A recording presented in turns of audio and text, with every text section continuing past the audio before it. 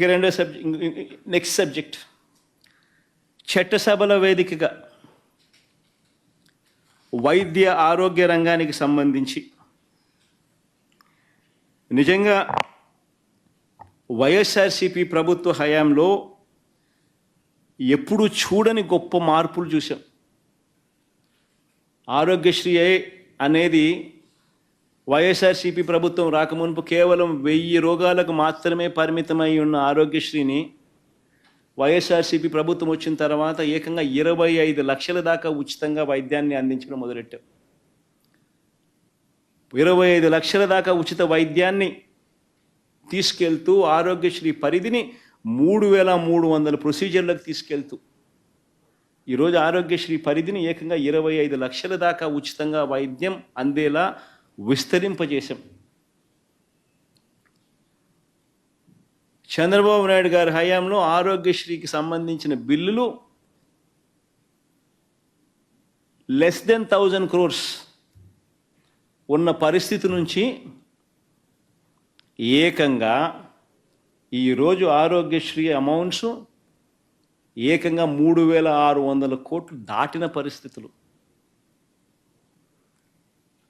మా హయాంలో 3700 కోట్ల రూపాయలకు సంబంధించిన ఆరోగ్యశ్రీ వ్యవస్థను ఆ రకంగా బిల్లులు ఇస్తూ ఆ రకంగా ఆరోగ్యశ్రీని పెంచి ఎఫిషియెంట్గా చేస్తూ పేదవాడికి దగ్గరై గొప్పగా ఆ కార్యక్రమాన్ని మేము నిర్వర్తిస్తూ ఉంటే వీళ్ళు దీన్ని ఏం చేస్తారు?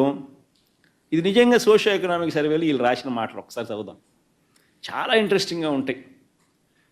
డ్యూరింగ్ 2023-24 అండర్ డాక్టర్ ఎన్టీఆర్ వైద్య సేవా స్కీమ్ 2023-24 ఎవరి ప్రభుత్వం ఉందో నాకు అర్థం కాల. వైఎస్ఆర్ గారి పేరా ఎన్టీఆర్ గారి పేరా అంతకన్నా అర్థం కాదు. డ్యూరింగ్ 2023-24 అండర్ డాక్టర్ ఎన్టీఆర్ వైద్య సేవా స్కీమ్ అంట. వైఎస్ఆర్ ఆరోగ్యశ్రీ పేరును మార్చేసినారు. 2023 నుంచి 2023-24 అంటే మా హయాంను వాళ్ళ హయాం కింద రాసుకున్నారు. డాక్టర్ ఎన్టీఆర్ వైద్య సేవా స్కీమ్ కింద 13,22,319 మంది పేషెంట్లకు మేలు జరిగించినారంట. 3,762 కోట్ల రూపాయలు ఖర్చు చేసినారంట.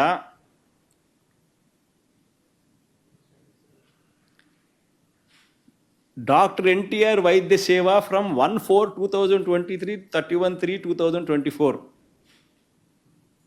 ఆ టైంలో ఎవరి ప్రభుత్వం ఉన్నది అంటే వైఎస్ఆర్సిపి ప్రభుత్వం చేసిన ఆరోగ్యశ్రీ డాక్టర్ వైఎస్ఆర్ ఆరోగ్యశ్రీ స్కీమ్ను 3,700 కోట్ల రూపాయలు ఖర్చు చేసి పేదలకు మంచి చేస్తూ 13,22,000 మందికి కుటుంబాలను నిలబెడుతూ 3,762 కోట్ల రూపాయలు ఖర్చు చేసి మంచి చేస్తే ఆ మంచి ఎక్కడ వైఎస్ఆర్సిపి ప్రభుత్వానికి వస్తుందేమో అని చెప్పి ఒకవైపున ఆరోగ్యశ్రీని నిర్వీర్యం చేసేశారు. దాన్ని కూడా మళ్ళా డాక్టర్ ఎన్టీఆర్ వైద్య సేవ అని చెప్పి పేరు మార్చి మేము ఖర్చు పెట్టింది కూడా మీరు ఖర్చు పెట్టేట్టుగా రాసుకొని దొంగ పబ్లిసిటీకి దొంగ అబద్ధాలకు చేస్తూ ఉన్నారు అని అంటే మీకన్నా దిక్కుమాలిన ప్రభుత్వం ఏదైనా ఉంటుందని అడుగుతా ఉన్నా. ఈరోజు ఆరోగ్యశ్రీ పరిస్థితి ఏమిటి మీ హయాంలో? 104, 108 ఎంప్లాయీసు ధర్నాలు చేస్తూ ఉన్నారు. మీ ప్రభుత్వం వచ్చి 6 నెలలు అయితే 4 నెలల నుంచి జీతాలు అందడం లేదని చెప్పి ధర్నాలు చేస్తూ ఉన్నారు. ఈరోజు 104, 108 పరిస్థితి అది. ఆరోగ్యశ్రీలో ఈరోజు నెట్వర్క్ హాస్పిటల్కి సంబంధించిన బిల్స్ మీ ప్రభుత్వం అధికారంలోకి వచ్చిన తర్వాత 1 ఏప్రిల్ నుంచి ఈ రోజు దాకా బిల్స్ పెండింగ్, 6 నెలల బిల్స్ పెండింగ్.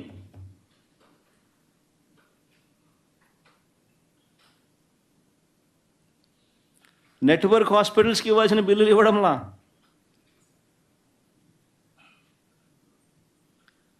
ఈరోజు పేషెంట్ల పరిస్థితి అగమ్య గోచరంగా ఉంది. ఈరోజు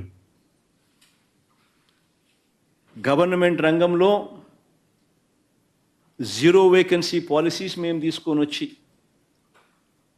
ప్రతి హాస్పిటల్లోనూ required number of specialist doctors ఉండేట్టుగా, రిక్వైర్డ్ నెంబర్ ఆఫ్ నర్సులు ఉండేట్టుగా, పారామెడిక్స్ ఉండేట్టుగా చర్యలు తీసుకుంటూ జీరో వేకెన్సీ పాలసీ మేము తీసుకొస్తే ఈరోజు మీ ప్రభుత్వ హయాంలో ఏం చేస్తూ ఉన్నారు? లెఫ్ట్ రైట్ సెంటర్ డాక్టర్ల వేకెన్సీస్ పెంచుతూ పోతూ ఉన్నారు. రిక్రూట్మెంట్ ఆపేశారు. 17 కొత్త మెడికల్ కాలేజీలు మేము కడితే అందులో విజయనగరం, రాజమండ్రి, ఏలూరు, మచిలీపట్నం, నంద్యాలలో ఈ 5 కాలేజీలు ఆల్రెడీ అడ్మిషన్ స్టార్ట్ అయిపోయి, కన్స్ట్రక్షన్ కంప్లీట్ అయిపోయి అడ్మిషన్ స్టార్ట్ అయిపోయిన పరిస్థితుల్లో ఉన్న కాలేజీలు ఈ 5, అందులో ఈ 17లో మరో 3 కాలేజీలకు, పులివెందులతో సహా మరో 2 కాలేజీలకు సెంట్రల్ గవర్నమెంట్ సీట్లను కూడా అలొకేట్ చేసింది.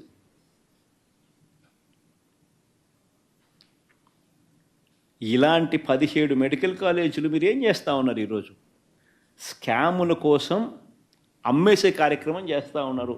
చెనిక్కాయలకు, బఠానీలకు, మీకు కావలసిన వాళ్ళకు.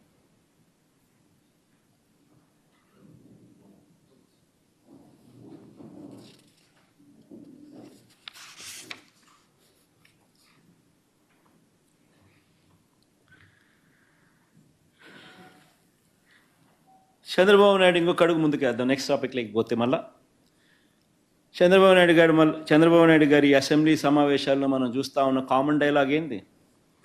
సంపద సృష్టిస్తా అని. నిజంగా ఈయన దృష్టిలో సంపద సృష్టించడం అంటే ఏమిటో నిజంగా నాకైతే అర్థం కాదమ్మా. సంపద సృష్టిస్తా అని ఈయన చెప్పే కొద్దీ ప్రజల గుండెల్లో రైళ్లు పరిగెత్తా ఉన్నాయి. 6 నెలలు కాల ఆయన అధికారంలోకి వచ్చి సంపద సృష్టిస్తా అని చెప్పి ఈయన చెప్పిన పేరుతో కరెంటు బిల్లులు బాదుడు. ఏకంగా 18,000 కోట్ల రూపాయల బాదుడు. 6,000 కోట్ల రూపాయలకు సంబంధించి 6,072 కోట్ల రూపాయలకు సంబంధించిన బాదుడు నవంబర్ బిల్లులోనే స్టార్ట్ అయింది. మరో 11,000 కోట్ల రూపాయలకు సంబంధించిన బాదుడు ఆ తర్వాత మంత్లో అంట. 6 నెలలు తిరక్క మునిపే చంద్రబాబు నాయుడు గారి సంపద సృష్టి అనే మాటకు అర్థం ఉట్టి కరెంటు బిల్లుల బాదుడే 18,000 కోట్ల రూపాయలు.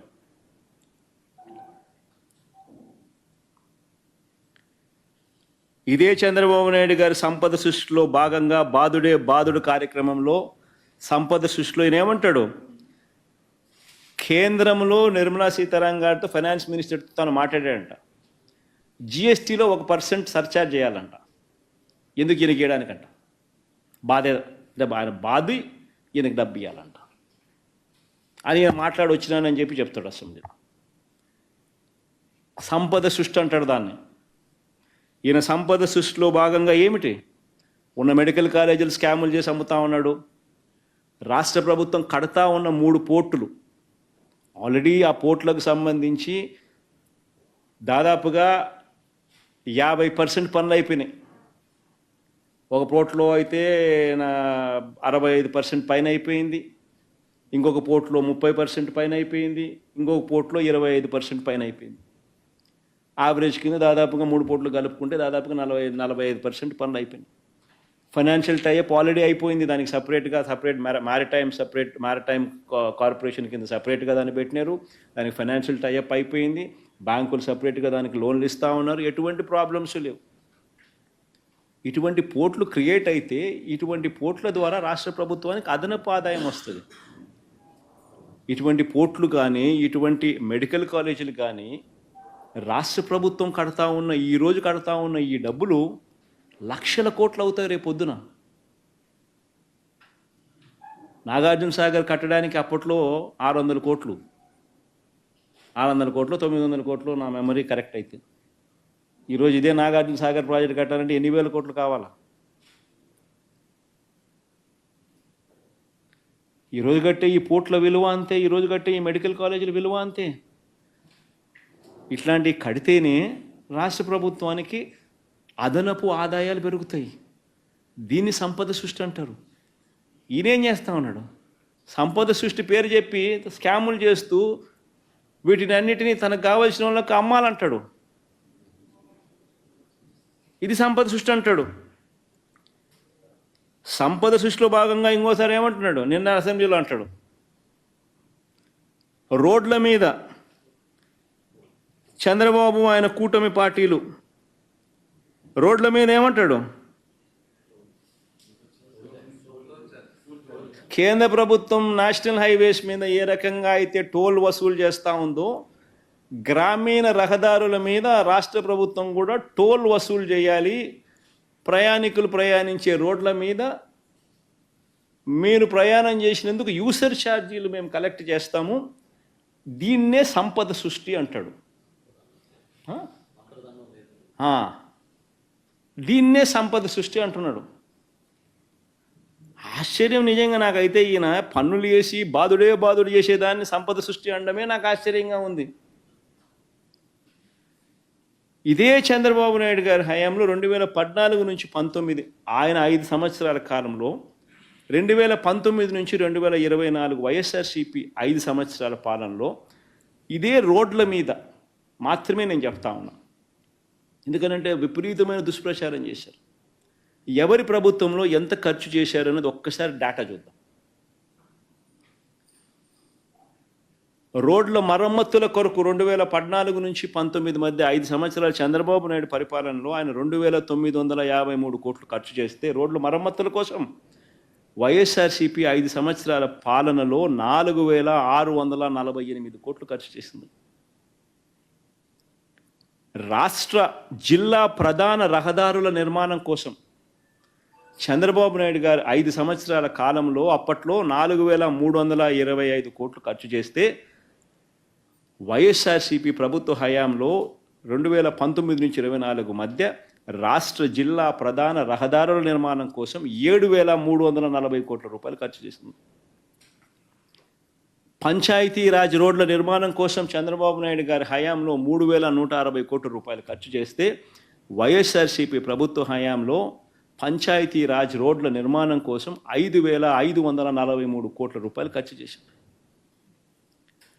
జాతీయ రహదారుల నిర్మాణం చంద్రబాబు నాయుడు గారి 5 సంవత్సరాల పాలనలో రాష్ట్రంలో 14,353 కోట్ల రూపాయలు ఖర్చు జరిగితే, వైఎస్ఆర్సీపీ ప్రభుత్వ హయాంలో 25,504 కోట్ల రూపాయల ఖర్చుతో జాతీయ రహదారుల నిర్మాణ పనులు జరిగాయి.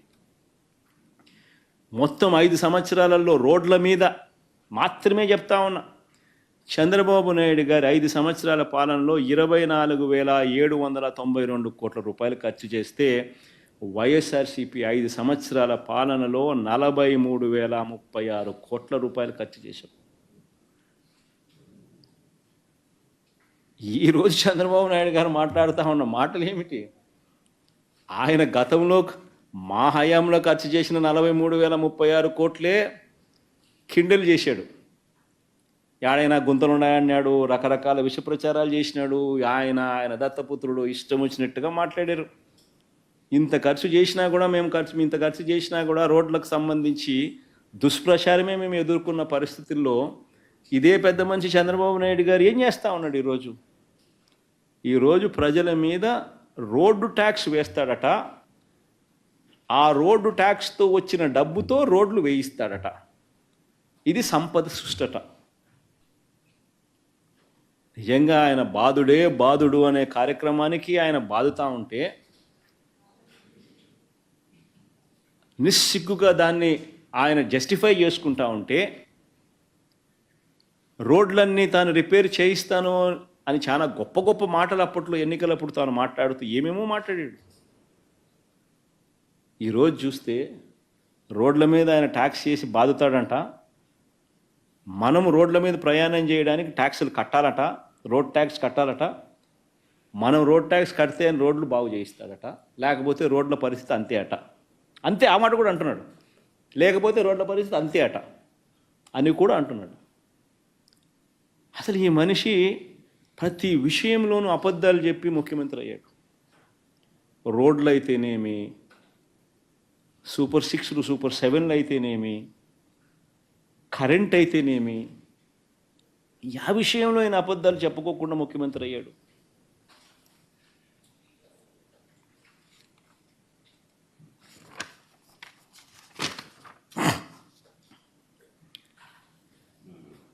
అసైన్డ్ భూముల విషయం అసెంబ్లీ నిజంగా చూస్తే నిజంగా ఆశ్చర్యం అనిపిస్తుంది. ఎంత నిస్సిగ్గుగా అబద్ధాలు ఆడుతూ ఉన్నారనంటే, ఎంత తప్పుడు ఆరోపణలు చేస్తూ ఉన్నారనంటే, ఎంత విష ప్రచారం చేస్తూ ఉన్నారు అనంటే, నిజంగా దళితులకు సంబంధించిన అసైన్డ్ భూములు ఏ దళితుడైనా కూడా మా ప్రభుత్వం రాకముందు పరిస్థితి ఏమిటి? పేరుకు మాత్రం దళితుల పేరు, అమ్ముకునే స్వేచ్ఛ లేదు. అమ్ముకోలేని పరిస్థితిలో వాళ్ళ ఇంట్లో వాళ్ళకి ఏం అవసరం వచ్చినా కూడా, లేదా వాళ్ళ లీగల్ హెయిర్స్కి వాళ్ళు ట్రాన్స్ఫర్ చేసుకోవాలనుకున్నా పరిస్థితి ఏమిటి? అగమ్యగోచర పరిస్థితి. పేరుకు మాత్రమే దళితుని పేరు, రిజిస్ట్రేషన్ చేసి తాను ఇవ్వలేడు కాబట్టి చెనిక్కాయలకు, పావులాకు, 10 పైసలకు కొనుక్కోవడము, అది కూడా రిజిస్ట్రేషన్ లేకుండా వేరే వాడు దాన్ని అనుభవించడం. ఇది జరుగుతూ ఉన్న పరిస్థితి మా ప్రభుత్వం రాకమునుపు. మొట్టమొదటిసారిగా వాళ్ళ జీవితాలు మార్చాలని, వాళ్ళ కోసం ఆలోచన చేసిన ప్రభుత్వం ఏదైనా ఉందంటే అది మాది అని గొప్పగా చెప్పగలుగుతాం. 20 సంవత్సరాలు అసైన్డ్ భూమి ఉన్న ఎవరైనా కూడా 20 సంవత్సరాలు దాటితే వాళ్లకు చట్ట ప్రకారం అన్ని హక్కులు వాళ్ళను కల్పిస్తూ ఆ భూములు వాళ్ళ సొంత భూములుగా చేస్తూ ఉన్నాం.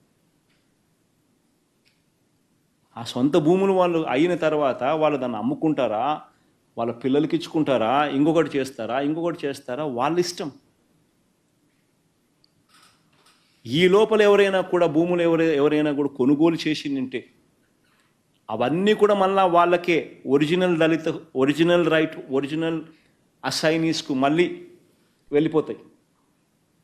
వాళ్ళ పేరుతోనే పట్టా వస్తుంది, కొన్నవాని పేరుతో రాదు. ఒరిజినల్ అసైనీ పేరుతోనే పట్టా వస్తుంది. సో ఆ రకంగా వాళ్ళకు హక్కులు ఇచ్చి ఏకంగా 15 లక్షల మంది, 15,21,000 మంది రైతులకు, అంటే ఈ దళితులకు, ఈ పేదలకు మంచి చేస్తూ వారికి సర్వ హక్కులు కల్పించే కార్యక్రమం మేము చేస్తే నిస్సిగ్గుగా బురదేస్తున్నారు. మళ్ళీ వాళ్ళ దగ్గర నుంచి హక్కులు తీసుకుంటారు, తీసుకునే దానికోసం అడుగులు ముందుకేస్తున్నారు. చట్టాన్ని క్యాన్సిల్ చేస్తారట, వాళ్ళకి ఇచ్చిన హక్కులు రద్దు చేస్తారట.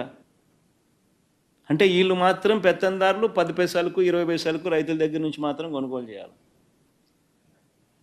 ఆ అసైనీస్ దగ్గర నుంచి, ఆ దళితుల దగ్గర నుంచి, ఆ పేదల దగ్గర నుంచి వీళ్ళకి మాత్రమే మంచి రేటు రావాలి, మంచి రేటు ఉండాలా, వాళ్ళకు మాత్రం మంచి రేటు ఉండకూడదు. ఏమిటిదే? చంద్రబాబు నాయుడు ఇచ్చిన ఒకే ఒక మెమో ద్వారా ఏకంగా 2,06,000 ఎకరాలను ఉద్దేశపూర్వకంగా 22A పెట్టాడు. 98,000 మంది రైతులకు నానా కష్టాలు గురి చేశాడు.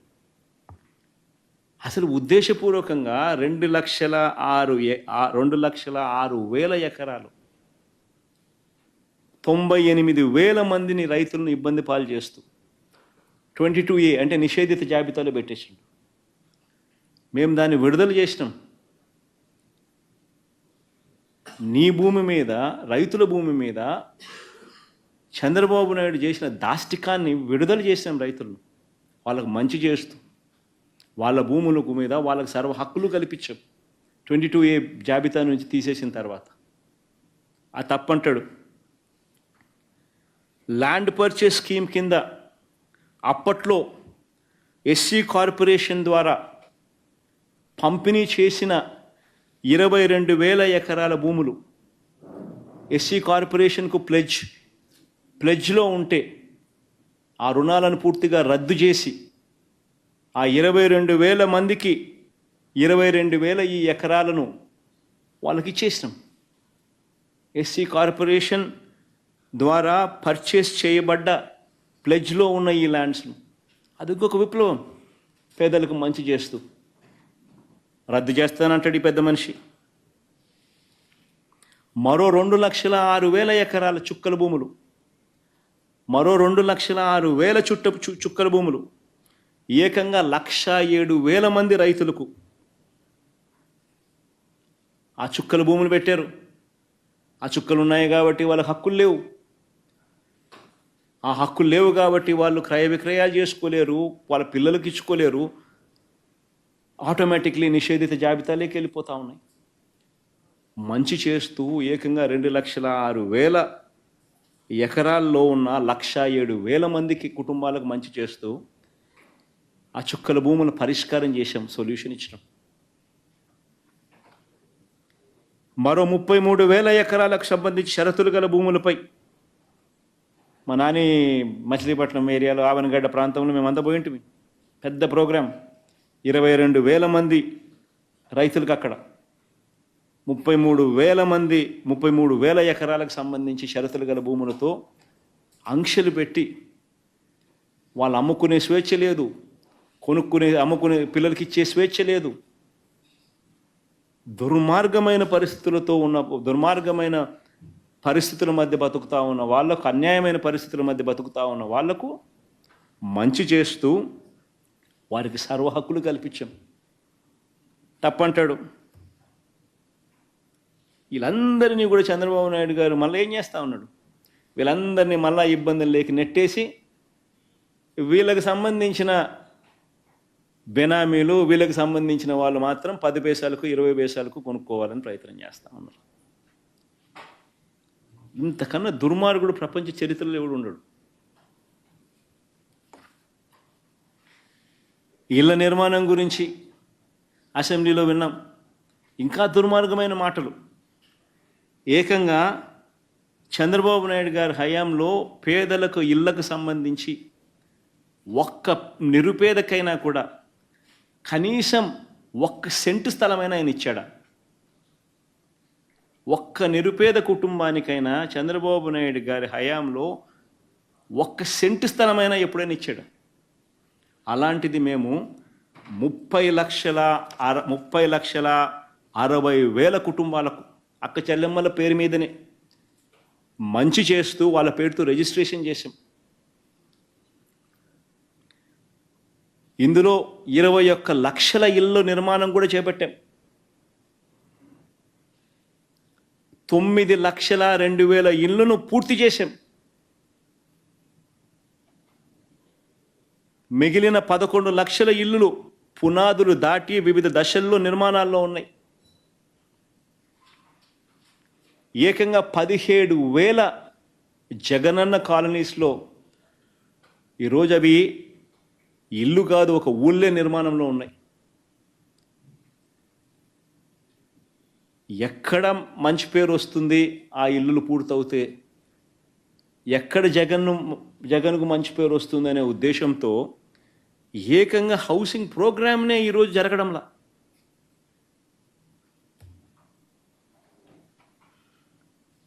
అంతటి దారుణంగా ఈ ప్రభుత్వం బిహేవ్ చేస్తూ ఉంది. మా ప్రభుత్వ హయాంలో సిమెంట్ సబ్సిడీ మీద ఇచ్చేవాళ్ళం, ఇసుక ఉచితంగా ఇచ్చేవాళ్ళం, స్టీలు ఇక మిగిలిన ఇతర సామాగ్రిలన్నీ కూడా సబ్సిడీ మీద ఇచ్చేవాళ్ళం.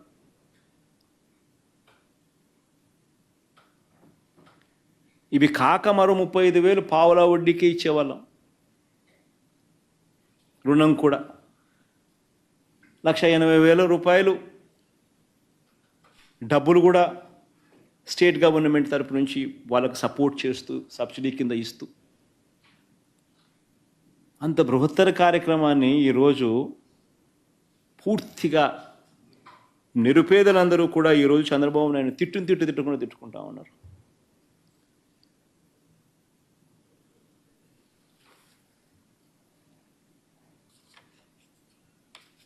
పూర్తిగా అబద్ధాలు చెప్తూ ఉన్నారు.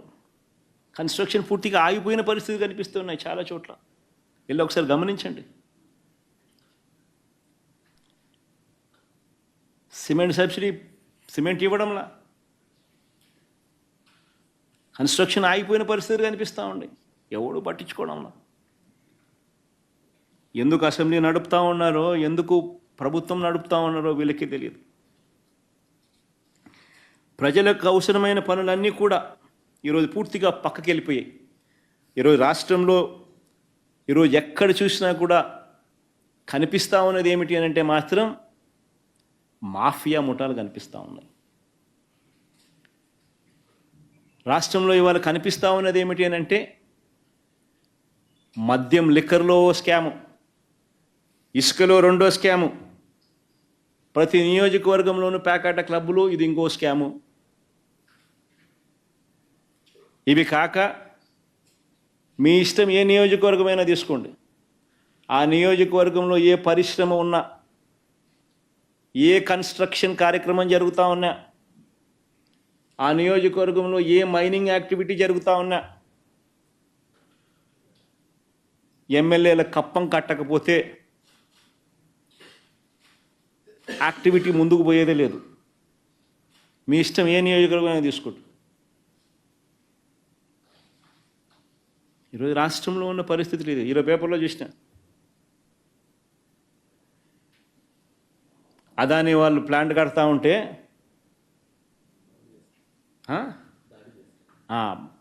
ఆశ్చర్యం, అది కూడా బీజేపీ ఎమ్మెల్యే, అంటే ఈ కూటమి ఎమ్మెల్యే చంద్రబాబు నాయుడు ప్రోద్బలంతో తిరుగుతూ ఉన్నాయి. ఏం జరుగుతూ ఉంది అసలు ఈ రాష్ట్రంలో? నిజంగా స్కాముల ప్రభుత్వం, నాకింత నీకింత అని చెప్పి పంచుకుంటూ ఉన్నారు, దోచుకోవడం, పంచుకోవడం.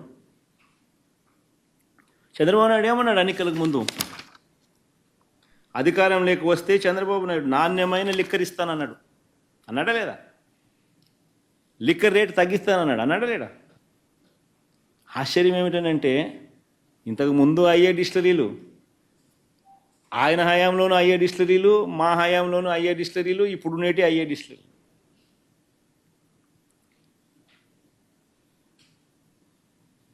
ఈరోజు చంద్రబాబు నాయుడు ఏం చేస్తా ఉన్నాడు? లిక్కర్ రేటు తగ్గిస్తానన్నాడు, నాణ్యత పెంచుతానన్నాడు. ఈరోజు ఏం చేస్తా ఉన్నాడు? ఈరోజు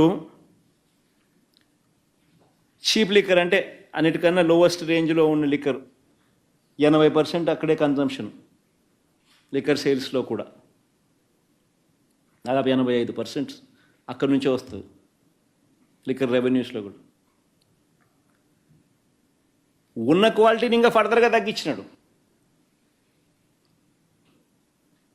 ప్రజల ఆరోగ్యాన్ని ఇంకా నాశనం చేసే కార్యక్రమానికి శ్రీకారం చుట్టాడు. కొత్త బ్రాండ్లు తీసుకొచ్చాడు. ఎప్పుడు మనం వినలా ఈ బ్రాండ్లు, ఎప్పుడు మనం చూడాలా ఈ బ్రాండ్లు.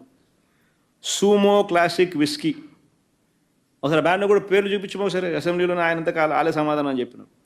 Bengaluru whisky, Royal Lancer whisky, Tropicana VSOP brandy, short whisky brandy 99, Kerala malted fine whisky,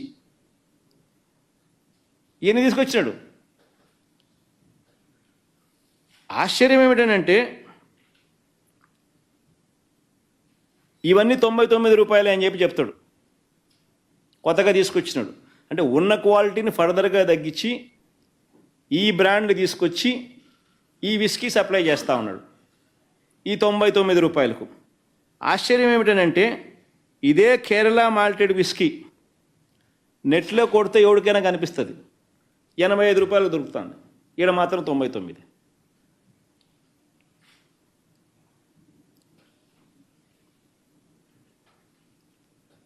పాత ఉన్న చీప్ లిక్కర్, పాతది ఇంతకు ముందున్న పాత లిక్కరు క్వాలిటీని ఫర్దర్గా తగ్గించి నువ్వు 99 రూపాయలకు నువ్వు కొత్త బ్రాండ్ను మళ్ళా తీసుకొచ్చి ప్రజల ఆరోగ్యంతో చెలగాటమాడుతూ, మరోవైపున ఇదే బ్రాండ్లు ఇదే లిక్కర్లు పరిస్థితి ఏమిటి అని చెప్పి చూస్తే బయట కేరళ మాల్ట్ విస్కీ, ఇదే విస్కీ 85కే నెట్లో కనిపిస్తూ ఉంటే వేరే రాష్ట్రాల్లో మన దగ్గరికి వచ్చేసరికి 99కి అమ్ముతూ ఉన్నారు. అంటే క్వాలిటీ తగ్గించిన ఈ మద్యాన్ని వైఎస్ఆర్సీపీ కన్నా ఎక్కువ రేటుకి అమ్ముతున్నారు.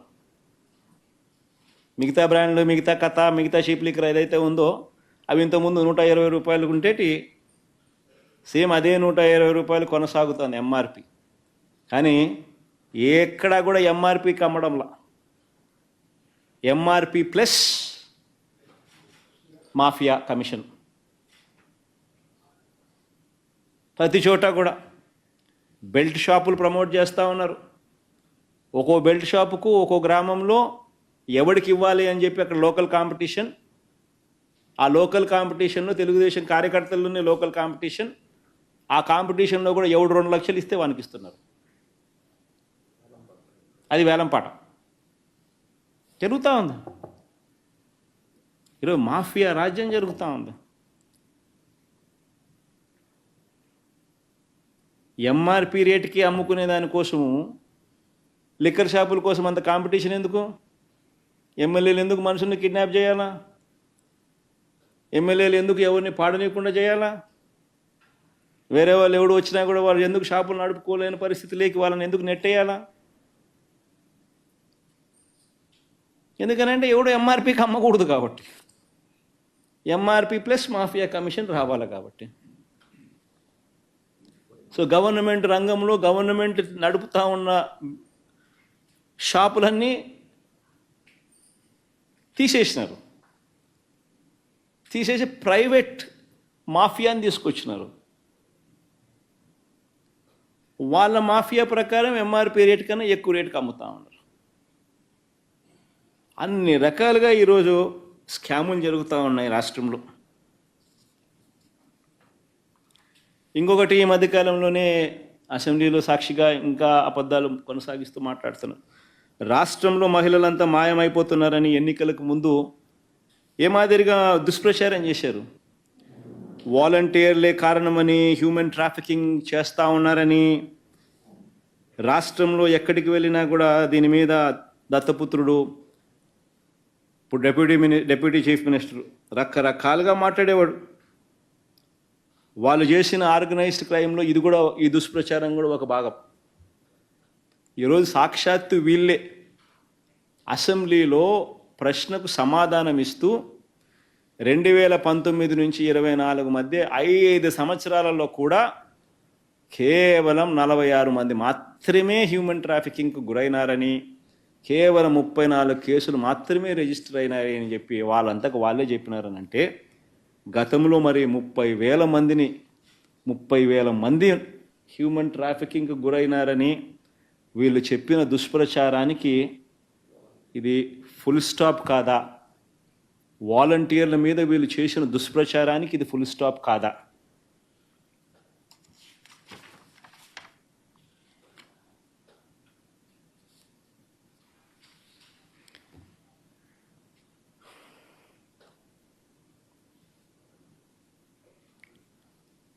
ఇదే పెద్ద మనిషి చంద్రబాబు నాయుడు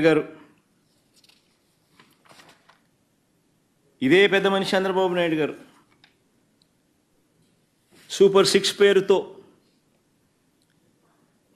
ఏ రకంగా ప్రజలను మోసం చేశాడో మనమంతా చూసాం. ఏ రకంగా ఇదే పెద్ద మనిషి ఉద్యోగస్తులను కూడా మోసం చేస్తూ అడుగులు వేస్తున్నాడో కూడా చూసాం. 1వ తారీఖు వచ్చేసరికి ప్రతి ఉద్యోగస్తునికి జీతం అన్నాడు. 3 వారాలు అయిపోతా ఉంది ఇంకా జీతాలు ఇవ్వడంలా.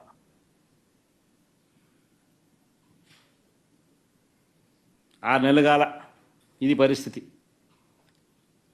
ఉద్యోగస్తులందరూ ఐఆర్ కోసం ఎదురు చూస్తున్నారు. మా ప్రభుత్వం వచ్చిన నెలలోపే ఐఆర్ ఇచ్చినాం 27%. ఈరోజు ఉద్యోగస్తులందరూ ఎదురు చూస్తున్నారు. 6 నెలలు అయిపోయింది చంద్రబాబు వచ్చినాడు, ఇంతవరకు ఐఆర్ లేదని. 2 డిఏలు పెండింగ్. మా హయాంలో పిఆర్సీ చైర్మన్ను మేము నియామకం చేసి సరైన సమయంలో ఉద్యోగస్తులకు మంచి జరిగేట్టుగా అడుగులు వేస్తే, ఈ చంద్రబాబు నాయుడు వచ్చిన తర్వాత ఆ పిఆర్సీ చైర్మన్ను వెళ్ళగొట్టాడు. బలవంతంగా రాజీనామా చేయించినారు. చేయించిన తర్వాత కొత్త పిఆర్సీ చైర్మన్ వేయాలన్నా? ఇంతవరకు 6 నెలలు అయిపోయింది, ఇంతవరకు కొత్త పిఆర్సీ చైర్మన్ వేయాల. ఇంతవరకు ప్రాసెస్ స్టార్ట్ కాల.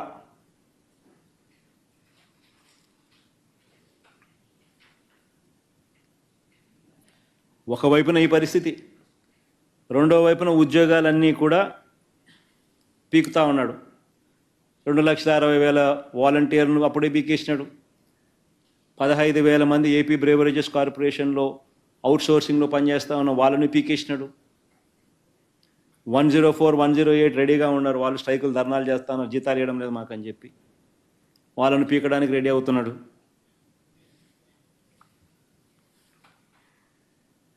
టాయిలెట్ మెయింటెనెన్స్కి సంబంధించిన స్కూళ్ళల్లో వాళ్ళకు జీతాలు సరిగ్గా లేవు.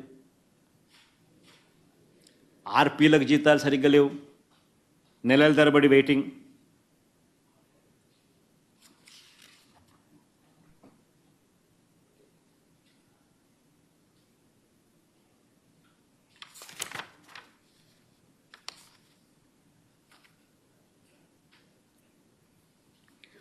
ఆశా వర్కర్లు కూడా ధర్నాలు చేస్తూ ఉన్నారు.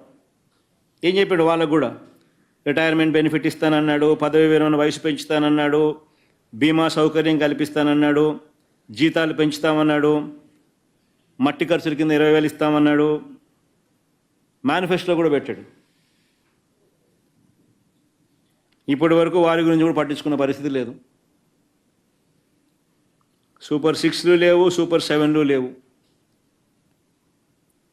వీటి వైఫల్యాలకు సంబంధించి ఇదొకటే కాదు, వాలంటీర్ల పరిస్థితి ఎంత దిక్కుమాలిన అబద్ధాలు ఆడుతూ ఉన్నాడంటే వాలంటీర్లకు సంబంధించి అన్యాయం అనిపిస్తుంది నిజంగా.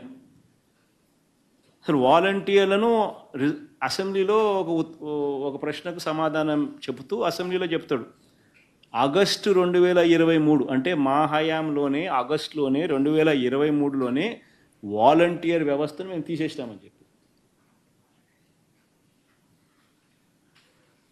అది ఒకసారి చూపించి, లెటర్ ఉందా? లెటర్ పెట్టండి ఒకసారి.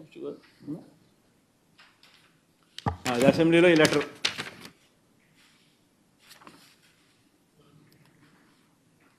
ప్రస్తుతం వాలంటీర్లు ఎవరు పనిచేయడం లేదు. 2023 ఆగస్టు నుండే వాలంటీర్ వ్యవస్థ ఉనికిలో లేదు. ఆశ్చర్యం అనిపిస్తుంది నాకైతే. మళ్ళా ఏమంటాడు? ప్రశ్న, వారి గౌరవ వేతనం నిమిత్తం విడుదల చేసిన నిధులు మొత్తం ఎంత? అంటే ఈ సంవత్సరం ఎంత విడుదల చేసినారనేది రెండో ప్రశ్న. 277 కోట్లు అంటాడు. అంటే ఈ సంవత్సరం కూడా 277 కోట్లు రిలీజ్ చేసామంటాడు. కరెక్టే కదా. ఆయన ముఖ్యమంత్రి కాకమునిపే, ఆయన ప్రభుత్వం రాకమునిపే ఏప్రిల్ మేలో వాళ్ళ జీతాలు అందినాయి. అంటే అది ఈ సంవత్సరమే ఇచ్చినట్టే కదా. ఈ సంవత్సరం ఇచ్చినట్టే కదా. ఏప్రిల్ మే జీతాలు ఇచ్చినారంటే ఈ సంవత్సరమే ఇచ్చినట్టే కదా. ఈయన ముఖ్యమంత్రి కాల, వాళ్ళ అదృష్టం కొద్దీ అప్పటికి. కానీ ఈ సంవత్సరంలో జీతాలు ఇచ్చినట్టే కదా మరి.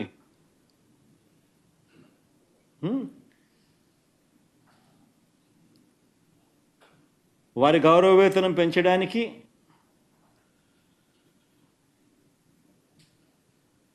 ఏదైనా ప్రతిపాదన ఉంది అని అంటే ఆ ప్రశ్నే ఉత్పన్నం కాదంట. ఎన్నికలప్పుడు ఏమన్నాడు? 5,000 కాదు మీకు ఇచ్చేది, నేను 10,000 ఇస్తానన్నాడు. అసలు నాకు ఆశ్చర్యం కలిగించే విషయం ఒకటి చెప్తా. వాలంటీర్ వ్యవస్థ జీతభత్యాలకు సంబంధించి మన 5 సంవత్సరాలలో ఎంతెంత ఇచ్చినాము అనేది ఆ టేబుల్ చూపిస్తూ ఉంది. అక్టోబర్ 2 అంటే 2019 అక్టోబర్ నుంచి స్టార్ట్ చేసినామంటే హాఫ్ ఇయర్. మనం వచ్చిన తర్వాత మనం ఏప్రిల్ నుంచి సంవత్సరం స్టార్ట్ అవుతుంది. మనం జూన్లో మన ప్రమాణ స్వీకారం చేసినాం. అక్టోబర్ 2వ తారీఖున ఈ ప్రోగ్రామ్ వాలంటీర్ల వ్యవస్థ లాంచ్ చేసినాం. అంటే సగం సంవత్సరం 2019 6 months తర్వాత స్టార్ట్ అయింది. సో 2019-20 755 కోట్లు, 2020-21లో 1,546 కోట్లు, 2021-22లో 1,543 కోట్లు, 2022-23లో 1,592 కోట్లు, 2023-24లో 1,614 కోట్లు జీతాలు ఇచ్చినటివి. చివరికి 2024-25లో అంటే ఈ సంవత్సరం కూడా చంద్రబాబు నాయుడు ముఖ్యమంత్రి కాక మునుపు కూడా అంతవరకు కూడా 277 కోట్లు ఇచ్చినాం. నేను అడుగుతా ఉన్నాను, ఈ మనిషి చంద్రబాబు నాయుడు అడుగుతా ఉన్నా. ఈ మనిషి అంటాడు, 2023 ఆగస్టు నుంచే మళ్ళీ అది కూడా ఏంది మా మీదే అది కూడా బండేయడానికి ప్రయత్నం. 2023 ఆగస్టు నుంచే వాలంటీర్ వ్యవస్థ లేదంటాడు. నేను అడుగుతా ఉన్నా, ఏదైనా కానీ గవర్నమెంట్లో ఏ ప్రభుత్వం అయినా కూడా జీతాలు ఇవ్వాలి అని అంటే బడ్జెట్ అప్రూవల్ లేకుండా ఇవ్వగలుగుతారా? ఎవరికైనా జీతం గవర్నమెంట్లో ఫైనాన్స్ కాంకరెన్స్ లేకుండా ఎవరైనా ఇవ్వగలుగుతారా? ఎవరైనా కూడా హెడ్ ఆఫ్ అకౌంట్ లేకుండా జీతాలు ఇవ్వగలుగుతారా? హెడ్ ఆఫ్ అకౌంట్ లేదంటాడు. అయ్యా Chandrababu head of account 2515 major head, 198 minor head, 52 subordinate head, 290 detailed head, 293 object head, ఎన్ని వాలంటీర్లకు సంబంధించి హెడ్ ఆఫ్ అకౌంట్స్ లేవని ఎట్ట చెప్తున్నావు? ఇన్ని సంవత్సరాల నుంచి ఇస్తూ ఉంటే ఈ హెడ్ల కింద major head, minor head, subordinate head, detailed head, object head, ఇన్ని నెంబర్లు పెట్టి ప్రతి సంవత్సరం జీతాలు ఇస్తూ ఉంటే, ఫైనాన్స్ కాంకరెన్స్తో ఇస్తూ ఉంటే, బడ్జెట్లో ప్రతిపాదించి ఇస్తూ ఉంటే, బడ్జెట్ అప్రూవల్తో ఫైనాన్స్ కాంకరెన్స్తో హెడ్ ఆఫ్ అకౌంట్ పెట్టి ఇన్ని సంవత్సరాల నుంచి వీళ్ళకి ఇస్తూ ఉంటే, చివరికి వీళ్ళు ముఖ్యమంత్రి అయ్యేదాకా ఇస్తూ ఉన్నా కూడా ఇప్పుడు వీళ్ళు దీన్ని ఎగరగొట్టి ఇన్నిన్ని అబద్ధాలు దుష్ప్రచారం చేయడం ధర్మమేనా అని అడుగుతా ఉన్నా. నోరు తెరిస్తే అబద్ధాలు, నోరు తెరిస్తే మోసం. ఇది చంద్రబాబు నాయుడు గారి పరిపాలన. ఒకవైపున సూపర్ 6లు లేవు, ఒకవైపున సూపర్ 7లు లేవు. ఇవేవి కూడా చేయకపోగా మరోవైపున అన్ని రకాలుగా కూడా రాష్ట్రం వైఫల్యం చెందింది. వైఫల్యం చెందిన ఈ పరిస్థితుల్లో ఎవరైనా కూడా వాళ్ళకు సంబంధించిన హక్కుల కొరకు, వాళ్ళకు జరగాల్సిన న్యాయం గురించి ఎవరైనా ప్రస్తావిస్తే చాలు సోషల్ మీడియాలో దారుణంగా వాళ్ళను వేధిస్తూ ఉన్నారు.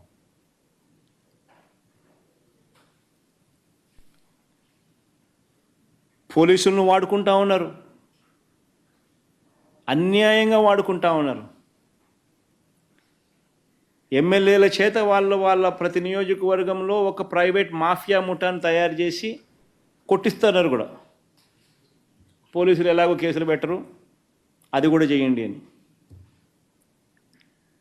చట్టాన్ని దుర్వినియోగం చేస్తూ ఉన్నారు, చట్టాన్ని చేతిలోకి తీసుకుంటా ఉన్నారు, తప్పుడు కేసులు పెడతా ఉన్నారు, ఇల్లీగల్ డిటెన్షన్స్ చేస్తూ ఉన్నారు. తీవ్రమైన మానవ హక్కుల ఉల్లంఘనకు వీళ్ళంతా కూడా పాల్పడుతూ ఉన్నారు.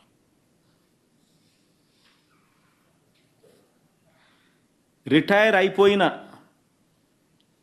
కొంతమంది తనకు అనుకూలమైన అధికారులను ఒక జట్టుగా తయారు చేశాడు.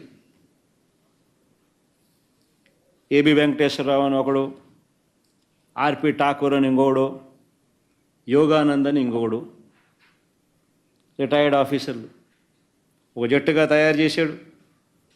తన దగ్గరే కూర్చోబెట్టుకుంటున్నాడు. వీళ్ళందరూ చేసేది ఏంది? జిల్లాల్లో చంద్రబాబు ప్రభుత్వానికి ఎవరు వ్యతిరేకంగా ఉన్నారో, ఎవరు చంద్రబాబు మీద వేదికలు పెట్టి వేదికలపైన గట్టిగా నిలదీస్తున్నారో వారి పేర్లను టీడీపీ పార్టీ వర్గాల నుంచి, ఇంటెలిజెన్స్ వర్గాల నుంచి వీళ్ళంతా సేకరిస్తారు. సేకరించి ఈ జాబితా ఆధారంగా, ఈ తప్పుడు ఫిర్యాదుల ఆధారంగా, ఈ జాబితాల ఆధారంగా ఎస్పీలతో వీళ్ళు ఫాలో అప్ చేస్తారు. ఈ తప్పుడు ఫిర్యాదులు అందగానే కనీసం విచారణ కూడా లేకుండా ఆ ఫిర్యాదు చట్ట ప్రకారం నేరం కిందకు వస్తుందా లేదా అన్నది కూడా చూడకుండా వారిని అరెస్టు ఇల్లీగల్గా చేస్తూ ఉన్నారు. అరెస్టు చేసిన తర్వాత కూడా కోర్టుకు హాజరుపరుస్తూ ఉన్నారా అనంటే అది కూడా పరచడం లేదు. హీబియస్ కార్పస్ వేయాల్సిన పరిస్థితిలో ఈరోజు రాష్ట్రం ఉంది. తమ వద్దే పెట్టుకుంటున్నారు, కళ్ళకు గంతలు కడతా ఉన్నారు. వాళ్ళందరికీ కూడా రకరకాల పోలీస్ స్టేషన్లు తిప్పుతూ ఉన్నారు. థర్డ్ డిగ్రీ ప్రయోగిస్తున్నారు. మళ్ళీ కింద ఈ పోలీసులు ఏం చేస్తూ ఉన్నారు అని అంటే, వీళ్ళు కొట్టిన తర్వాత దాన్ని వీడియో ఫిలిం తీయడం, తీసిన తర్వాత వీళ్ళు పైనున్న ఈ జట్లకు పైనున్న వీళ్ళందరికీ పంపించడం. చేసినాము, కొట్టాము, చూడండి, తిలకించండి, ఆనందించండి అని సేడిజం ప్రదర్శించడం.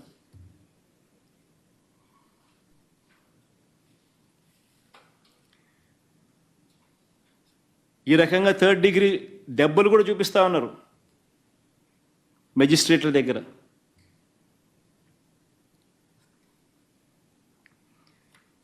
ఎఫ్ఐఆర్లు కూడా అప్లోడ్ చేయడంలా. ఎఫ్ఐఆర్లు అప్లోడ్ చేస్తే న్యాయ ప్రక్రియలో ఫాస్ట్గా వేగంగా జరుగుతుందనే ఉద్దేశంతో ఎఫ్ఐఆర్ కూడా స్లో డౌన్ చేసి న్యాయ ప్రక్రియ కూడా స్లో డౌన్ చేసే భాగంలో ఎఫ్ఐఆర్ అప్లోడింగ్లో కూడా జాప్యమే. ఎఫ్ఐఆర్ కోసం బాధితుల బంధువులు నేరుగా పోలీస్ స్టేషన్ల ముందు ధర్నాలు చేస్తూ ఉన్నారు చాలా చోట్ల.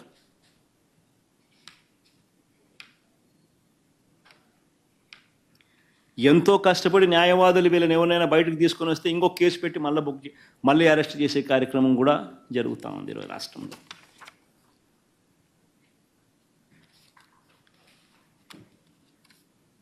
చంద్రబాబు నాయుడు గారు అరాచకాలు ఇంతటితో ఆగిపోవడంలా. ఎమ్మెల్యేల పైన, మాజీ మంత్రుల పైన కూడా ఇదే, సినీ దర్శకుల పైన కూడా ఇదే రకమైన పరిస్థితి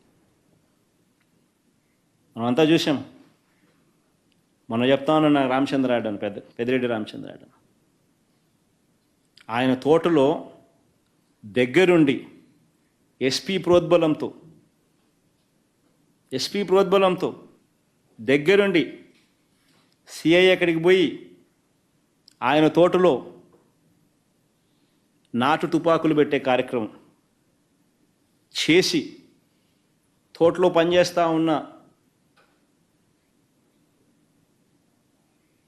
ముసలాయమ, దాదాపుగా 55-60 ఏళ్ళ వయసు, 60 ఏళ్ళ వయసులో ఉన్నాయమ, కొట్టి ఒప్పించే కార్యక్రమం కూడా ఆమెతో చేయించే ప్రయత్నం చేస్తే మెజిస్ట్రేట్ దగ్గర ఆమె దెబ్బలు చూపించి జరిగిన విషయం చెప్తే మెజిస్ట్రేట్ తిట్టి పంపించాడు సిఐని. 10 రోజులు, వారం రోజుల కింద జరిగిన ఘటన ఇది. రాష్ట్రంలో ఈ మాదిరిగా పరిస్థితులు ఉన్నాయి. రామ్ గోపాల్ అంత చూసినాం. వీళ్ళు సినిమాలు తీస్తే తప్పులా? వీళ్ళు ఏం సినిమా తీసినప్పుడు వివేకం అని సినిమా తీస్తే తప్పులా? వీళ్ళు ఏం చేసినా, వీళ్ళు ఐటీడీపీ ద్వారా ఇష్టం వచ్చినట్టుగా వీళ్ళని రన్ చేసినా నష్టంలా, తప్పులా? వీళ్ళు ఎవరి మీద ఏ రకమైన మాట్లాడినా తప్పులా? రామ్ గోపాల్ వర్మ చేసిన సినిమాకు సెన్సార్ బోర్డు అప్రూవల్ ఉంది. సెన్సార్ బోర్డుకు పోయింది, సెన్సార్ బోర్డు అప్రూవల్ వచ్చింది. అప్రూవల్ వచ్చినాకనే ఆయన రిలీజ్ చేసినాడు.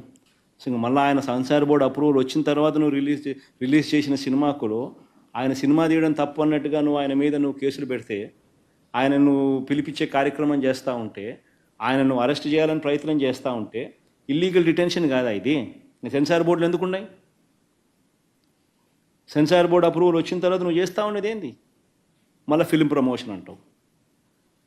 నీకు నచ్చిన వాళ్ళని మాత్రం ప్రమోట్ చేస్తే ఫిలిం ప్రమోషన్, మిగతా వాడు ఎవడైనా కానీ నీకు వ్యతిరేకంగా సినిమా తీసినా, ఏమాత్రం వ్యతిరేకత ఉన్నా కేసులు పెట్టడం, అరెస్టులు చేయాలని ప్రయత్నం చేయడం, ఇది రాష్ట్రంలో జరుగుతూ ఉన్న పరిస్థితి. మా చంద్రయ్యనే ఉన్నాడు, మా చంద్ర మీద కూడా ఎమ్మెల్యే చంద్ర మీద కూడా ఇల్లీగల్ కేసులు, సోషల్ మీడియా. నీ మీద కేసు ఏం చంద్ర?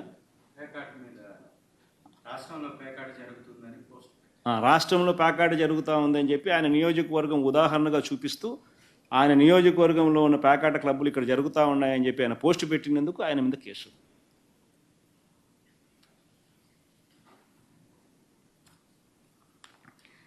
ఇంకో దళిత ఎంపీ మా సురేష్, నందిగాం సురేష్, కేసుల మీద కేసులు. తెలుగుదేశం పార్టీ ఆఫీస్ మీద ఆయన దాడి చేసినాడు. ఆయన పాపం ఆయన దాడి చేయలే, పాపం ఆయన ఫోన్ కూడా పోలే, ఆయన ఊళ్ళో కూడా లేడప్పుడు. వేసినారు 60 రోజులు 70 రోజుల పైన. ఒక కేసుతో కాదు, ఒక కేసు నుంచి ఒక కేసులో బయటకు వస్తా, ఒక కేసులో ఒక కేసు పెట్టక తలికే మళ్ళీ ఇంకొక కేసు, ఒక కేసు తర్వాత ఇంకొక కేసు, అన్ని ఇట్లాంటి దిక్కుమాలిన కేసులే. ఒక దళితుడు, ఒక ఎంపీ 70 రోజులుగా జైల్లో ఉన్నాడు.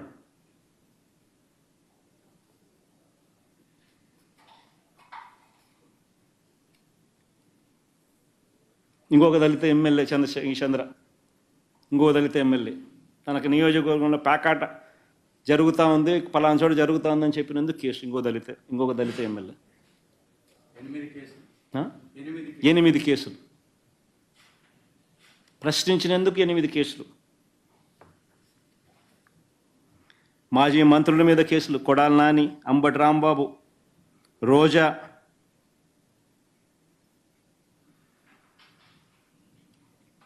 నిజంగా అసలు రాష్ట్రంలో ఈ మాదిరిగా ఒక తప్పుడు సాంప్రదాయానికి నాంది పలుకుతా ఉన్నాడు చంద్రబాబు నాయుడు.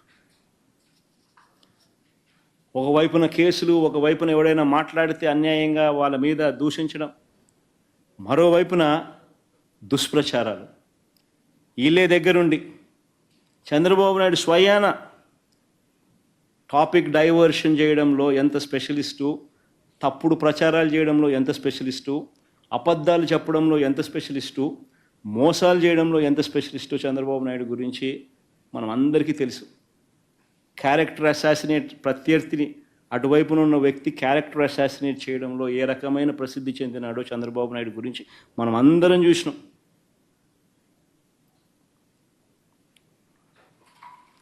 లక్ష్మీ పార్వతితో మొదలుపెట్టుకుంటే నా వరకు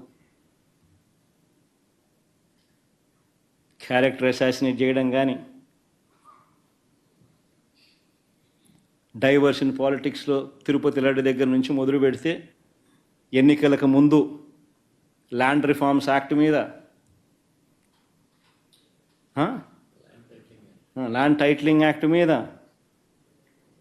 ఎలక్ట్రిసిటీ మీద, కరెంటు మీద, రోడ్ల మీద, తిరుపతి లడ్ల మీద, అప్పుల మీద, రాష్ట్ర ప్రగతి మీద, ఇండస్ట్రీస్ మీద, పారిశ్రామికవేత్తల మీద, ఇవన్నీ గాక తల్లి చెల్లి అంటూ నా కుటుంబాన్ని ఎక్కడ పడితే అక్కడ ఇదే చంద్రబాబు మాట్లాడుతూ ఉన్నాడు. ఆశ్చర్యం నిజంగా అడుగుతా ఉన్నా, ఇదే మరి చంద్రబాబు, నేను సూటిగా చంద్రబాబు నేను అడుగుతా ఉన్నా, అయ్యా నీకు కుటుంబాలు ఉన్నాయి, నాకు మా కుటుంబంలో విభేదాలు ఉండొచ్చు, కానీ నువ్వు పెట్టే పోస్టులు కానీ, నువ్వు చేసే క్రూరమైన రాజకీయాలు కానీ ఎవడు చేయడు, ఒక్క నీలాంటి దుర్మార్గుడు అయితే తప్ప. ఇదే చంద్రబాబు నాయుడు అడుగుతాను నేను. చంద్రబాబు నాయుడు గారు ప్రతిపక్షంలో ఉన్నప్పుడు, నేను ముఖ్యమంత్రిగా ఉన్నప్పుడు, ఇదే చంద్రబాబు నాయుడు గారు తన ఆఫీస్లో, టీడీపీ ఆఫీస్లో, తన అఫీషియల్ స్పోక్స్మెన్తో ముఖ్యమంత్రిగా ఉన్న నన్ను ఏమని తిట్టించాడు? బోసిడీకి అని తిట్టించాడు. ధర్మమేనా? ఇదే సత్యధర్మ చంద్రబాబు నాయుడు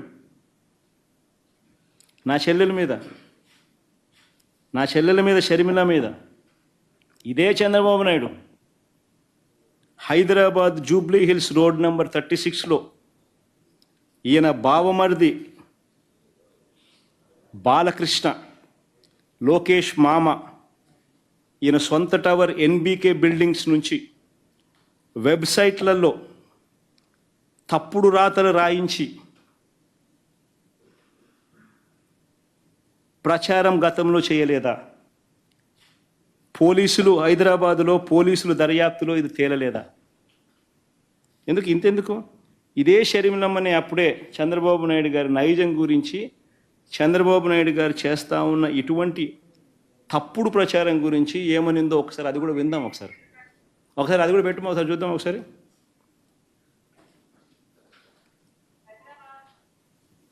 వినండి, బాగా ఇంట్రెస్టింగ్ ఉంటుంది. సౌండ్ బాగా పెట్టుమా.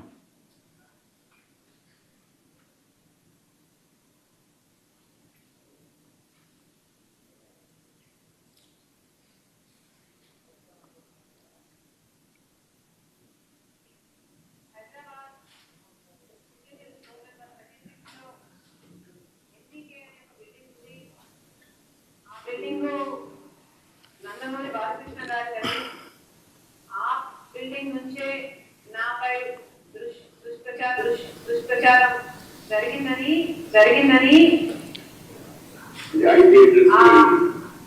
ఐపీ అడ్రస్లను బట్టి పోలీసులు చెప్తున్నారు. బాలకృష్ణ గారి బిల్డింగ్ నుండి జరిగింది ఒకటైతే ఈ సైట్లన్నీ, ఈ వెబ్సైట్ అయినా యూట్యూబ్ అయినా, ఈ సైట్లన్నీ ప్రో టీడీపీ అంటే టీడీపీని ప్రమోట్ చేసేది, ప్రత్యర్థుల్ని కించపరిచేది. సో ఈ పోస్టింగ్లన్నీ బాలకృష్ణ గారి బిల్డింగ్ నుంచి ప్రో టీడీపీ సైట్ల నుంచి జరిగాయి అంటే బాలకృష్ణ గారికి దీంతో సంబంధం లేదు అని నేను ఎలా అనుకోను.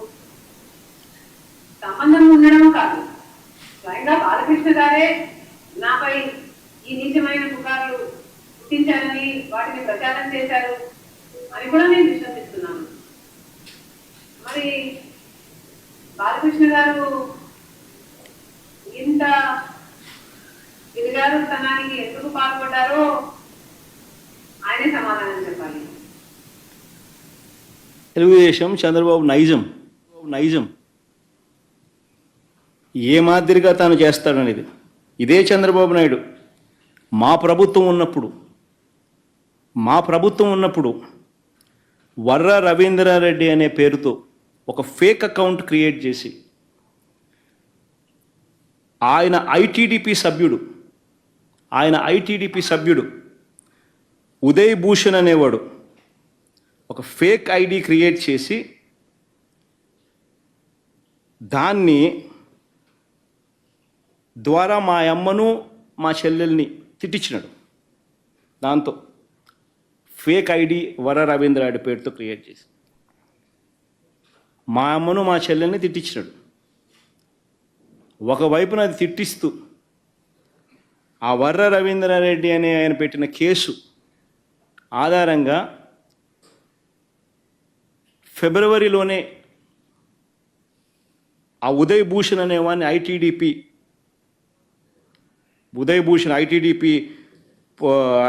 ఐటీడీపీ సభ్యుడైన ఉదయ్ భూషణ్ అరెస్ట్ కూడా చేసినారు పోలీసులు విత్ ఆధారాలు.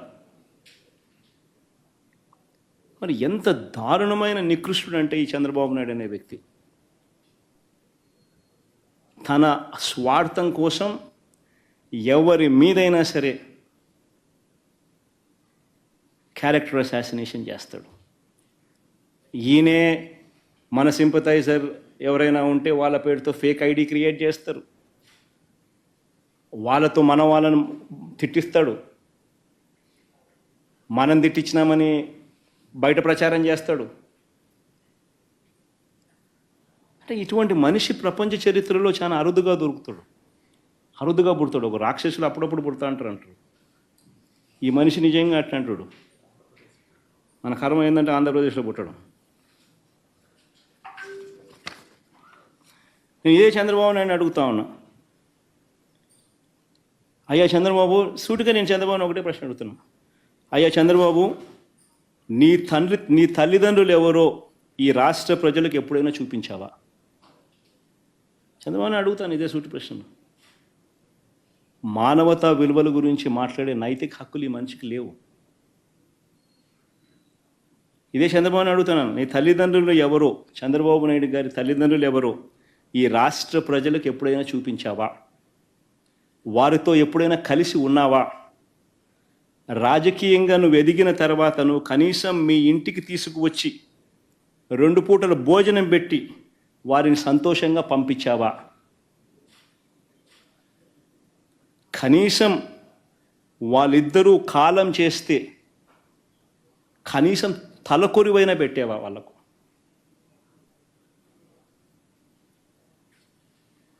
నేను చంద్రబాబు నాయుడు ప్రశ్న అడుగుతాను.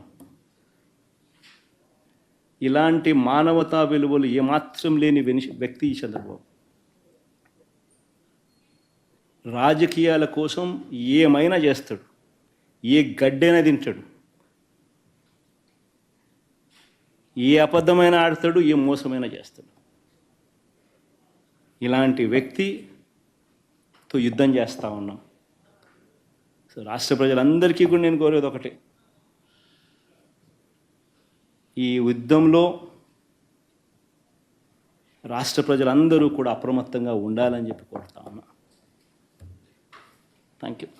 సార్, పోలవరం ప్రాజెక్టు గురించి నిన్న శాసనసభలో చర్చించారు సార్. పోలవరం ప్రాజెక్టు 2027 కల్లా కంప్లీట్ చేస్తామని చెప్తున్నాడు చంద్రబాబు. అది సాధ్యం అవుతుంది అనుకుంటున్నారా? అదే కాకుండా దానికి వైఎస్ఆర్ గారు దాన్ని అస్తవ్యస్తం చేశారని, మీరు వచ్చాక రివర్స్ పెడితే ఇంకా ఆలోచన విషయం కూడా ఒక ఆలోచన.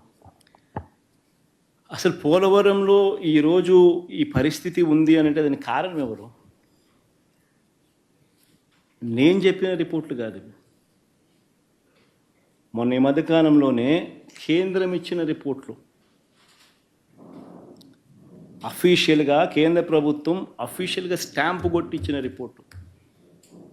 మన టెక్నికల్ పీపుల్ వచ్చి ఇచ్చిన రిపోర్టు ఏమని, చంద్రబాబు నాయుడు గారు అనే వ్యక్తి పోలవరం ప్రాజెక్టు నిర్మాణంలో ఎలాంటి తప్పిదాలు చేసినాడు అని చెప్పి 2018-19కి ముందు ఏ రకంగా తప్పిదాలు జరిగాయి చంద్రబాబు నాయుడు గారి హయాంలో ప్రభుత్వంలో, ఆ తప్పిదాల కారణం వల్ల ఇవన్నీ జరిగినాయి, ఈ డిలే జరిగింది అని చెప్పి ఏకంగా రిపోర్ట్ ఇచ్చినారు. అది పోలవరం ప్రాజెక్టులో ఎందుకు ఈ సమస్య వచ్చింది? చిన్న ఎగ్జాంపుల్ చెప్తా, సామాన్యునికి ఎవరికైనా అర్థమయ్యేట్టుగా చెప్తా. ఈ పోలవరం ప్రాజెక్ట్ అనేది ఇంత పెద్ద నది, దాదాపుగా 2.5 కిలోమీటర్లు వెడల్పు ఉన్న పెద్ద నది. దిస్ పోలవరం. ఈ పోలవరం ప్రాజెక్టు నదిలో నువ్వు డ్యామ్ కట్టాలనుకున్నావు. పోలవరం ప్రాజెక్ట్ నదిలో నువ్వు డ్యామ్ కట్టాలి అని అంటే ఫస్ట్ ఈ 2.5 కిలోమీటర్ వెడల్పులో ఉన్న ఈ నదిలో వచ్చే ఈ నీళ్లు డైవర్ట్ చేయాలి కదా. డైవర్ట్ చేస్తేనే కదా నువ్వు ఇక్కడ వర్కింగ్ స్పేస్ వస్తుంది నీకు. ఇది బేసిక్ కామన్ సెన్స్ నేను చెప్తా ఉన్నా. ఈ డైవర్షన్ అనేది నువ్వు చేయకుండా, అంటే డైవర్షన్ అనేది నువ్వు స్పిల్వే ద్వారా చేస్తావు. ఇటువైపు స్పిల్వే పనులు, స్పిల్వే నువ్వు ఈ పక్క కడుతున్నావు. స్పిల్వేకి అప్రోచ్ ఛానల్ ఉంటుంది, స్పిల్వేకి గేట్లు ఉంటాయి, స్పిల్వేకి స్ట్రక్చర్ ఉంటుంది. సో ఈ నీళ్ళను స్పిల్వే ద్వారా డైవర్ట్ చేసి, నీళ్ళను పూర్తిగా డైవర్ట్ చేసిన తర్వాత నువ్వు ఈ 2.5 కిలోమీటర్ల వెడల్పు ఉన్న ఈ గోదావరి ప్రాజెక్టు పనులను ఇక్కడ చేపట్టాలి. ఇది కామన్ సెన్స్. కానీ ఈయనేం చేసినాడు, స్పిల్వే పనులు పూర్తి కాల. స్పిల్వే పనులు పూర్తి కాకమునిపే పునాదులు వరకే వచ్చినాయి, పునాదులు దాటిపోలా. గేట్లు లేవు, పియర్స్ లేవు, గేట్లు లేవు, స్ట్రక్చర్ లేదు, డైవర్షన్ చేసే పరిస్థితి లేదు.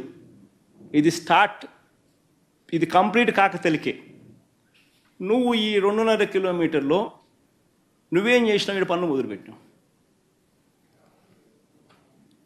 కాఫర్ డ్యామ్ కన్స్ట్రక్షన్ స్టార్ట్ చేసినావు. కాఫర్ డ్యామ్ అంటే ఏంది? మెయిన్ డ్యామ్ నువ్వు కట్టే ముందు ఆ మెయిన్ డ్యామ్కు ఫెసిలిటేట్ చేయడం కోసం, నీళ్ళు ఆపేదానికోసం నువ్వు కాఫర్ డ్యామ్ కడతావు. నీళ్ళు ఆపితే మెయిన్ డ్యామ్ పనులు నువ్వు చేసుకోవచ్చు. That is called coffer dam. So coffer dam 1, coffer dam 2, అంటే రివర్ నదికి ఆ పక్కన స్పిల్వే నుంచి నీళ్ళలోనికి వచ్చిన తర్వాత టేల్ రేస్ నుంచి మళ్ళీ వెనక్కి నీళ్ళు తన్నకుండా కాఫర్ డ్యామ్ 2 ఇటువైపున, తర్వాత మధ్యలో మెయిన్ డ్యామ్ కడతావు. సో నువ్వు స్పిల్వే పనులు పూర్తి చేయకుండానే నువ్వు మెయిన్ డ్యామ్లో కాఫర్ డ్యామ్ పన్ను మొదలుపెట్టాం. కాఫర్ డ్యామ్ పన్ను 1 మొదలుపెట్టాం, కాఫర్ డ్యామ్ 2 మొదలుపెట్టాం. మెయిన్ డ్యామ్ కూడా పన్ను మొదలుపెట్టేసినాం, ఫౌండేషన్ వేసేసినాం. ఎందుకో ఎన్ని అర్త్ వర్కులు కమిషన్లు బాగా వస్తాయి, అవి అనుకో సిమెంట్ వర్కులు కమిషన్లు రావు. ఇంకా పియర్సు, స్ట్రక్చరు కమిషన్ రాదు. ఇదైతే అర్త్ వర్క్, కమిషన్ దండగా వస్తాయి. సో ఈ పనులు మొదలుపెట్టినాం. మొదలుపెట్టేసరికి ఏమైంది, నీళ్ళు డైవర్ట్ చేసే పరిస్థితి లేదు. సీజన్ వచ్చేసరికి వర్షాలు పడతాయి, నీళ్ళు పక్క నుంచి వస్తాయి. వచ్చేసరికి ఏం చేసినావు నువ్వు, ఈ కాఫర్ డ్యామ్లో 2.5 కిలోమీటర్లలో గ్యాప్లు వదలాల్సి వచ్చింది. లేదా నీళ్ళు ఎట్టపోతాయి బయటికి, ఆ పక్క స్పిల్వే పనులు జరుగుతున్నాయి. నీళ్ళు అట్ట పంపించలేవు, నీళ్ళు పోయే పరిస్థితి అటువైపున లేదు. సో నీళ్ళు ఇదే 2.5 కిలోమీటర్లోనే పోవాల్సిందే. ఇందులో కాఫర్ డ్యామ్ ఉంది, కాఫర్ డ్యామ్ 2.5 కిలోమీటర్లు గట్ల. ఈ 2.5 కిలోమీటర్లో గ్యాపులు పెట్టాల్సి వచ్చింది. గ్యాప్ 1, గ్యాప్ 2 అని చెప్పి 400 మీటర్లు ఒక చోట, 300 మీటర్లు ఒక చోట గ్యాప్ వదిలిపెట్టాం. సో ఏమవుతుంది, నీళ్లు 2.5 కిలోమీటర్ల వెడల్పుతో నీళ్లు ప్రయాణం చేస్తే ఒక స్పీడ్తో వస్తాయి, ఒక వెలాసిటీతో వస్తాయి. అలాంటిది నువ్వు నీళ్లను కేవలం 400 మీటర్ల వెడల్పులో మాత్రమే నీళ్లు ప్రయాణం చేసేట్టుగా ఈ పక్క కాఫర్ డ్యామ్ కట్టి గ్యాప్ ఇడిచిపెట్టాం. అప్పుడు ఏమవుతుంది, వెలాసిటీ పెరుగుతుంది, స్పీడ్ పెరుగుతుంది. స్పీడ్ పెరిగినప్పుడు ఏమైంది, కాఫర్ డ్యామ్ స్కౌర్ అయిపోయింది. కాఫర్ డ్యామ్ వెనకాల ఉన్న మెయిన్ డ్యామ్ అది కూడా ఫౌండేషన్ స్టోన్ వేసినాం, అది కూడా స్కౌర్ అయిపోయింది. కాఫర్ డ్యామ్ 2 అది కూడా స్కౌర్ అయిపోయింది. ఎందుకంటే అన్ని గ్యాప్లు. అసలు ఈ ప్యాటర్న్ అనేది చంద్రబాబు నాయుడు ఎప్పుడు ఏ పని చేయాలనో అప్పుడు ఆ పని చేసి ఉండింటే కరెక్ట్గా పర్ఫెక్ట్గా పోలవరం ప్రాజెక్టు ఈ పాటికి అయిపోయి ఉండేది. చంద్రబాబు నాయుడు చేసిన ఈ తప్పిదం వల్ల మేము వచ్చిన తర్వాత 2018లోనే చంద్రబాబు నాయుడు ఉండగానే చివరి సంవత్సరం 2018-19లో చివరి సంవత్సరంలో ఫ్లడ్స్ వచ్చినాయి. ఫ్లడ్స్ వచ్చేసరికి ఏమైంది, స్కౌరింగ్ జరిగింది, వెలాసిటీ పెరిగింది, గ్యాపుల్లో నుంచి నీళ్లు రావాలి. సో న్యాచురలీ స్కౌరింగ్ జరిగింది. సో కాఫర్ డ్యామ్ అనేది స్కౌరింగ్ జరిగింది కాబట్టి కాఫర్ డ్యామ్ అనేది ఒక రిపేరు, మెయిన్ డ్యామ్ స్కౌరింగ్ జరిగింది కాబట్టి ఫౌండేషన్ ఎగిరిపోయింది కాబట్టి దాంతో ఒక రిపేరు, కాఫర్ డ్యామ్ 2 మళ్ళీ స్కౌరింగ్ జరిగింది కాబట్టి దాంతో ఒక రిపేరు, ప్లస్ నీళ్లు పంపించేదానికి ఒక మార్గం లేదు. నెక్స్ట్ ఇయర్ మళ్ళీ ఫ్లడ్స్ వస్తే మళ్ళీ నీళ్ళెట పంపిస్తావు. సో ఫస్ట్ కంప్లీట్ చేయాల్సింది స్పిల్వే. సో మేము వచ్చిన తర్వాత స్పిల్వేని పూర్తి చేసినాం, అన్ని రకాలుగా స్పిల్వేని గేట్లు పెట్టినాం, స్ట్రక్చర్ కంప్లీట్ చేసినాం, పియర్లు పెంచినాం, కాంక్రీట్ వర్క్స్ అన్ని పూర్తిగా కంప్లీట్ చేసి స్పిల్వేని పూర్తిగా కంప్లీట్ చేసినాం. ఇప్పుడు నీళ్లు స్పిల్వే నుంచి పోతూ ఉన్నాయి. సో వర్క్ చేసుకునేదానికి ఇప్పుడు నీకు వెసులుబాటు ఉంది, కానీ రిపేర్లు అయితే చేయాలి కదా. సో కాఫర్ డ్యామ్ రిపేర్లు కూడా మేమే చేసినాం. కానీ మెయిన్ డ్యామ్కి వచ్చేసరికి స్కౌరింగ్ జరిగింది కాబట్టి మెయిన్ డ్యామ్లో రిపేర్లు చేయాలన్నా లేక కొత్త మెయిన్ డ్యామ్ కట్టాలన్నా అనేది ఒక కన్ఫ్యూజను. మళ్ళీ స్ట్రక్చర్ ఏమైనా అవుతుందేమో అని భయం. కాబట్టి నిపుణుల కమిటీ రావడము, వాళ్ళు చూడడము, తీరా వాళ్ళు ఇప్పుడు సలహా ఇచ్చే టయానికల్లా ఇంత టైం పట్టింది. ఇది పోలవరంలో జరిగిన వాస్తవం. ఇప్పుడు మీరే అర్థం చేసుకున్నారు కదా. ఎన్నోసార్లు చెప్పినా బట్ అయినా చంద్రబాబు నాయుడు అనే వ్యక్తి గోబెల్స్ మాదిరి అబద్ధాల మీద అబద్ధాలు చెప్పే మనిషి కాబట్టి ఎన్నిసార్లు చెప్పినా కానీ వాళ్ళకున్న ఆర్గనైజ్డ్ క్రైమ్ చేయదగ్గ ముఠా మా దగ్గర లేదు కాబట్టి అబద్ధాలకే ఎక్కువ ప్రచురణ జరుగుతుంది.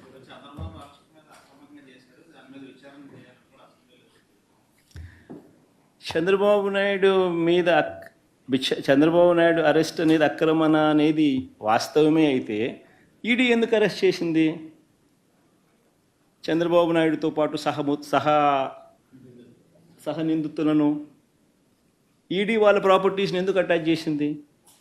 నిజంగానే చంద్రబాబు నాయుడు చేసిన స్కిల్ స్కామ్ నుంచే కదా ఆ డబ్బులన్నీ వాళ్ళకి పోయాయనే కదా, అది స్కామ్ అనే కదా వాళ్ళని అరెస్ట్ చేసింది. మన డబ్బులకు చంద్రబాబు నాయుడు అరెస్ట్ చేయాలి కదా, డబ్బులు ఇచ్చినోడు ఆయనే కదా. మరి సార్ మీరేమో చంద్రబాబు గారికి విలువలు లేవంటున్నారు, డిప్యూటీ సీఎం గారు చెప్తున్నారు మరో 10 ఏళ్ల పాటు చంద్రబాబు సీఎంగా ఉండాలని. ఈరోజు అసెంబ్లీలో జరిగింది.